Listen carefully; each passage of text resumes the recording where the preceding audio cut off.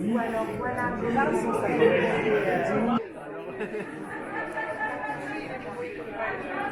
Là, vous avez trouvé l'endroit parfait pour le projet. On carbonise. On carbone que la plante.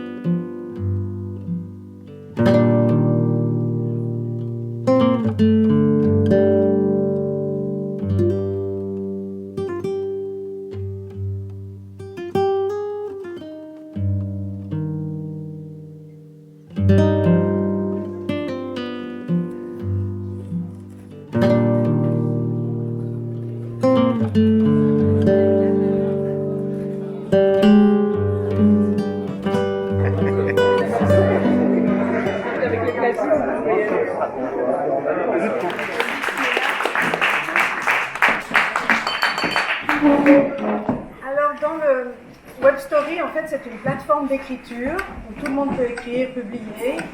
Et puis, il y a les réguliers qui écrivent souvent. Plus fort, Elena. Et pendant le Covid, en 2021, on s'est réunis ici pour une soirée d'écrire l'artiste. Et personne ne connaissait Cristobal. Et j'ai dit, on va rencontrer un artiste. Il va nous expliquer son œuvre, ses émotions, et on va discuter avec lui. On a passé une formidable soirée dans la nuit de l'avenue de la Forêt. Et puis, après, ils ont écrit, donc à leur rythme, et ils ont publié sur Web Story. Et il y avait beaucoup de tableaux que vous avez déjà ici. Et on a imprimé les textes qui concernent les tableaux. Donc, il y a 9 textes. Et on voulait vous lire ce qui concerne le triptyque particulièrement, parce que c'est ce qui nous a le plus tenu au trip toute la soirée. Et puis, je remercie Sixtine qui n'est pas là et qui m'a fait rencontrer Thibaut. Enchanté. Voilà, qui va lire les textes pour vous. C'est un acteur de théâtre. Ah, c'est un acteur. Tout court. Alors, merci Thibaut d'être là.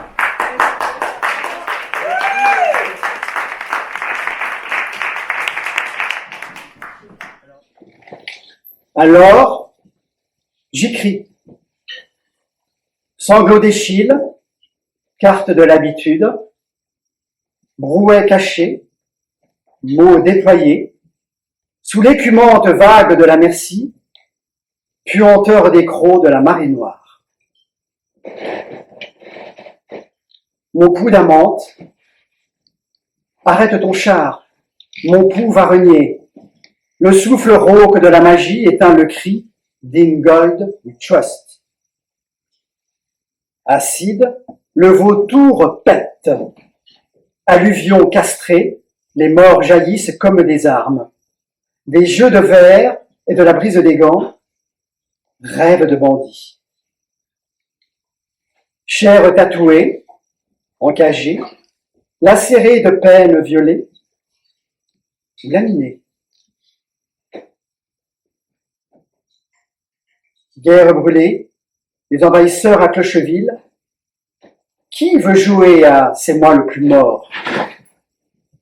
Churchill pleut, Churchill pleure. Blood, tar, tears and sweet. Fin de sang.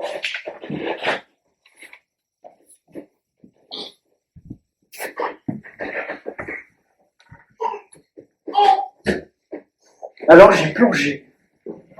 Pied de pierre, botte marteau, casse-noix, hors de vol de fauves soumis, chiottes d'or, égouts d'argent, que les foules parent de formol le chemin de l'orgueil.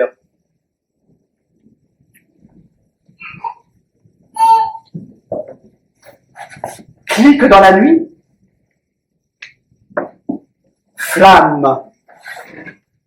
Forte de sa fragilité, le courage bat la campagne, la vie étincelle, sang hardi, le toc-toc monte et le miel descend, pollen d'étoiles, s'abandonner à l'abondance. Le delta rouge est l'alpha et l'oméga de la beauté. D'une lueur mille naissances, alors j'ai rougi.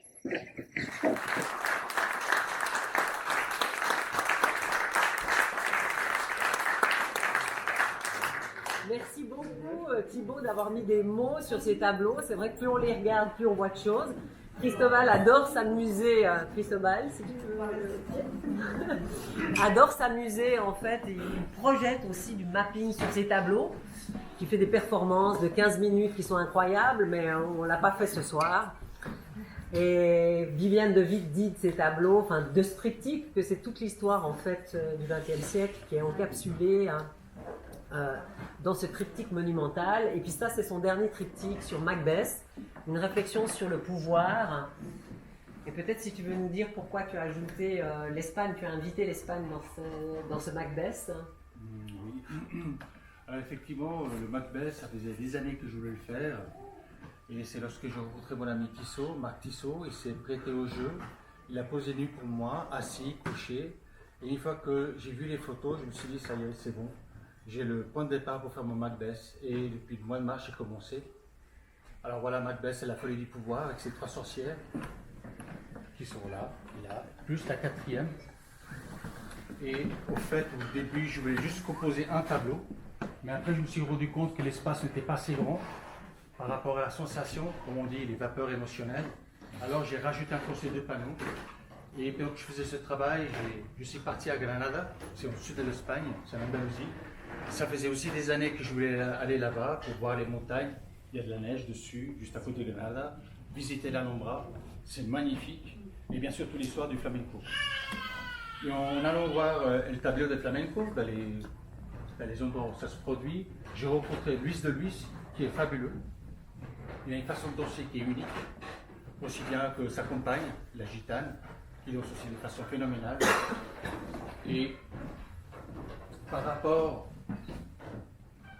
à Macbeth, eh bien ces gens-là, ils vivent leur passion, ils vivent leur côté humain, ils partagent leur art, alors que Macbeth, il est introverti en lui-même, il ne pense qu'à son pouvoir, son bien-être, avec la domination des autres, Voilà, c'est tout ce que j'ai à dire. Je finis ce travail, voilà.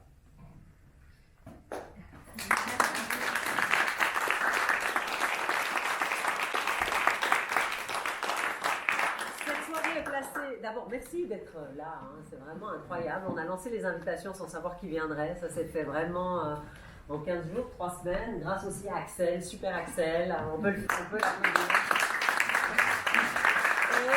C'est vrai qu'on a été porté par l'équipe de jeunes qu'il représente et qui ont édité en français les fables de Günther. Alors, c'est pas tout à fait compréhensible si on ne comprend pas le contexte. En fait, ça fait 10 ans que Günther travaille à l'invitation du gouvernement chinois pour écrire des fables, parce qu'il les racontait à ses enfants, pour écrire des fables. Et aujourd'hui, ces fables sont lecture obligatoire pour les enfants de 4 à 16 ans en Chine. et c'est le plus grand auteur non chinois lu en Chine. Et puis j'aimerais t'inviter pour que tu nous parles un peu plus de ces fables extraordinaires et du coffret parce que c'est la première fois qu'elles sont traduites en français. Merci Lisa.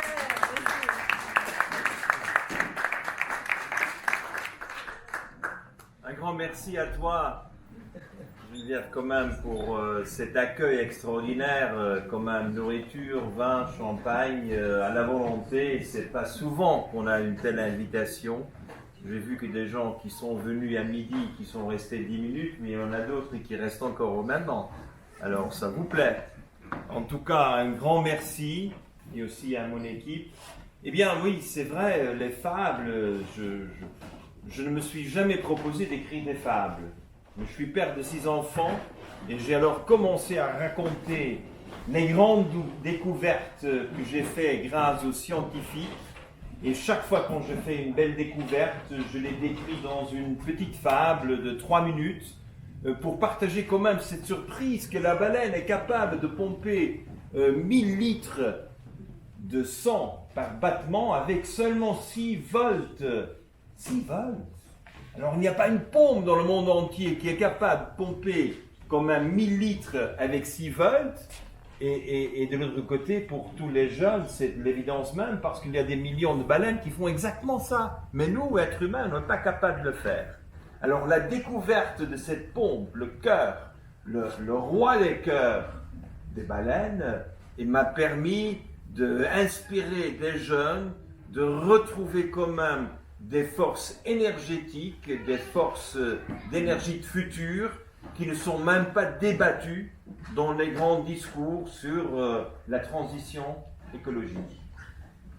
Et alors là, ça m'étonne parce que c'est évident que les baleines n'utilisent que 3 petites molécules qui est dans leur nourriture pour leur permettre de pomper ce 1000 litres par battement pendant 80 années sans service, sans maintenance. Alors c'est fascinant. Alors pour moi c'est une femme, immédiatement. Et à fur et à mesure, comme moi j'étais le responsable du COP3, des préparations pour le COP3, pour développer des modèles d'affaires du futur, j'avais des centaines, après des milliers de scientifiques à ma disposition qui me racontaient tous, parce que moi je n'étais qu'un économiste, je ne comprends pas les sciences. Ils étaient obligés de me traduire les sciences dans des termes simples, afin que moi, par après, je pourrais les traduire dans des termes très simples pour mes enfants. J'ai démarré ce travail au Brésil. La ville de Curitiba m'a invité de faire un travail de fable avec les enfants des favelas. Et c'est en travaillant pendant 3 ans avec 120 000 enfants que j'ai pu développer une pédagogie. Une pédagogie, parce que je ne suis pas pédagogue, je ne suis qu'un économiste avec un MBA. Alors je ne connais rien du tout de la pédagogie, mais je suis père. Et comme père d'enfant, j'ai commencé à développer une pédagogie sur les sciences, sur les émotions, les arts, la logique et l'entrepreneuriat. Parce qu'au fond de mon cœur, je suis un entrepreneur. Et je sais que tous les enfants sont pas, de mon avis, sont pas du tout selon le dit Piaget que sont des petits scientifiques. Tous les enfants sont des entrepreneurs. Tous les enfants prennent toujours des initiatives. Ils font, ils foncent. Et ça leur plaît, ils continuent jusqu'à l'infini. Et pour moi, c'était très important d'avoir cette pédagogie avec les 5 intelligences qui m'ont permis de séduire les Chinois. Parce que moi, je n'ai jamais fait une proposition en chinois. Les Chinois sont venus me voir, ils ont dit, est-ce que vous êtes prêts à faire avec nous ce que vous avez fait à Curitiba, au Brésil? Alors je dis, mais pourquoi pas? Alors aujourd'hui, 9 ans après, nous avons passé par une analyse détaillée des sciences, de la pédagogie, des fables de Günther. Je ne savais même pas que je l'avais développé. Mais les Chinois ont trouvé dans ma nature d'approche d'inspirer les enfants, qui est le contraire d'enseigner les enfants, ils ont trouvé des moyens de démarrer une transition de leur système éducatif. Alors, aujourd'hui, j'ai 324 fables traduites en chinois Il y a une bibliothèque dans 795 000 écoles en Chine, et tous les enfants chinois, les 300 millions, lisent mes fables. Alors, il y a quelques années, je fus élu comme un des 10 plus grands enseignants des sciences de la Chine, de son histoire. Je ne parle même pas de chinois. Qu'est-ce qu'ils ont vu? Alors je leur ai dit, mais c'est triché ça, c'est pas possible. Non, c'est Alibaba qui l'a fait. Alibaba a fait cette enquête, et toi tu es ressorti, mais tu ne sais pas du tout quelle est ta popularité en Chine, parce que tous les enfants te connaissent. Alors moi je passe 1 mois par an en Chine, et j'enseigne, selon mon accord avec les Chinois, 50 000 enseignants dans la pédagogie des fables de Günther. Je n'ai pas de théorie à vendre, je n'ai que la pratique à présenter. Alors imaginez-vous un auditoire comme on a aujourd'hui, j'ai 30 enfants, comme vous êtes une trentaine, j'ai 30 enfants, et je commence à leur raconter les grandes découvertes des fables pendant 1h30 jusqu'à 2h, non-stop. Les enfants me demandent de s'arrêter parce qu'ils doivent aller aux toilettes.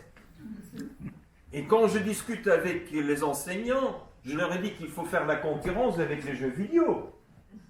Vous devez être plus intéressant que les jeux vidéo. Et vous, comme enseignant, vous êtes plus intéressant que les jeux vidéo. Les enfants n'arrêtent pas seulement pour aller aux toilettes. Et c'est cette dynamique d'enthousiasme qui nous a permis de prendre fable par fable. Et je fais ça en Chine devant un auditoire de 2000 et 3000 enseignants. Et ils suivent avec une dizaine de caméras tous les grimaces de mes faces, tous les mouvements de mes mains, et ils analysent comment je suis capable quand même d'avoir l'attention des enfants et comment les enfants sont inspirés de devenir des entrepreneurs pour le bien commun. Parce que ça, c'est vraiment mon objectif. Mon objectif, c'est pas d'avoir des entrepreneurs pour le fric. Ils sont des entrepreneurs pour le bien commun. Avec des émotions et avec une bonne connaissance des émotions des autres qui sont toujours différentes. C'est la raison pour laquelle dans les fables, mais je crée 2 caractères par fable avec une description détaillée de leurs émotions. Parce que c'est ça la base de tout. Si vous n'avez pas de passion, d'enthousiasme, pas d'émotion, mais comment est-ce que vous allez faire de l'argent? Comment est-ce que vous allez faire une vie, la joie, le bonheur? Ça n'existe pas sans avoir vraiment une compréhension de votre compassion. Et moi, je suis étonné que c'est la Chine qui m'a demandé de le faire, pour les Chinois. Alors, quand moi je lis la presse, je lis autre chose, hein. Mais moi, je l'ai vécu, je le vis. Mais il y a un élément très important, tu peux m'ouvrir. Il y a un élément que j'aimerais bien, j'adore partager avec tout le monde, parce que la Chine a décidé, il y a 6 ans, que jamais en Chine, mes fables seront disponibles en digital. Ne sont que disponibles, sont disponibles qu'en papier-pierre, en impression. Et pourquoi? Ils ont fait l'étude et la comparaison avec des milliers de jeunes qui ont eu leurs tablettes, des tablettes où toujours la lumière est contrôlée par l'infrarouge, que vos yeux n'ont pas dû à faire une adaptation. Et par après, on a fait la lecture et la compréhension des enfants sur des livres. Quand vous voyez les livres comme ça, vous voyez qu'il y a une petite courbe. La lumière change quand je suis là, quand je suis là. Et les Chinois, l'Académie des sciences de la Chine, a prouvé que vous êtes obligé de déployer 1000 fois plus de neurones si vous lisez sur papier avec une lumière changeante. Si vous avez des tablettes, votre cerveau est en train de s'endormir. Et on a fait la preuve avec la compréhension du contenu que les enfants qui lisent mes fables ont un démarrage de compréhension de la logique, des émotions, des arts, tout ce qui est là-dedans, qui est incomparable avec ceux qui sont obligés de le faire sur tablette. Alors vive le papier. Vive le papier, vive le journal, vive quand même cette grande opportunité d'activer les neurones. Alors moi, je suis très reconnaissant de cette opportunité d'apprentissage, de cette aventure qui aujourd'hui, je suis obligé de mettre dans mon CV pédagogue.